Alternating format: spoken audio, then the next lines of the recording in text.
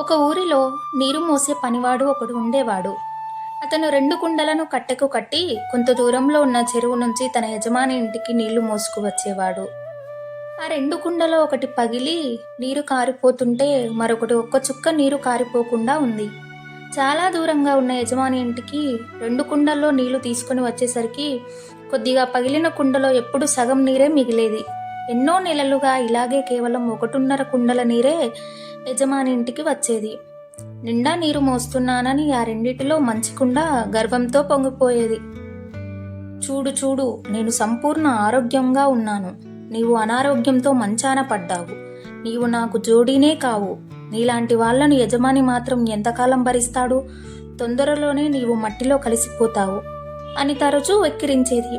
దాంతో పగుళ్లకుండా తన పని తాను సక్రమంగా చేయలేకపోతున్నందుకు సిగ్గుతో చచ్చిపోయేది. అవమానకరంగా భావించేది.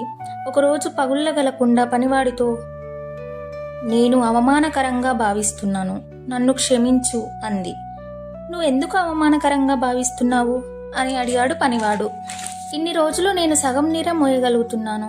ఈ పగుళ్ళు నీటిని కారిపోయేలాగా చేస్తున్నాయి. నా వల్ల నీకు అదనపు పని అవుతుంది. నీ కష్టానికి తగ్గ ఫలితం దక్కట్లేదు అని బాధపడిందా పగుళ్ళకుండా.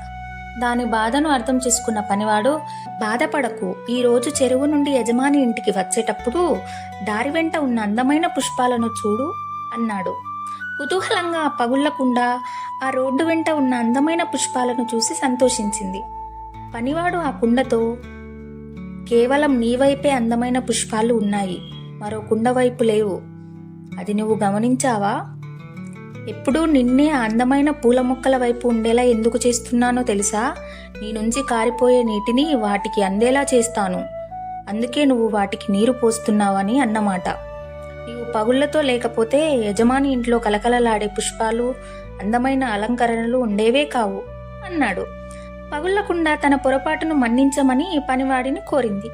తన బాధను అర్థం చేసుకోవడమే కాకుండా తన లోపాన్ని ఇలా సద్వినియోగం చేస్తున్నందుకు పనివాడికి కృతజ్ఞతలు చెప్పింది.